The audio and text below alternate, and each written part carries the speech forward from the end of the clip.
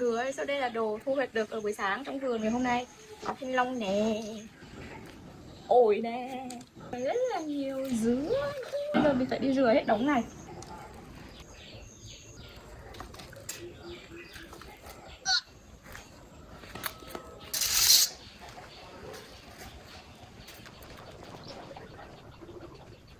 Đây là lá é, bây giờ mình sẽ đi cắt cái lá này.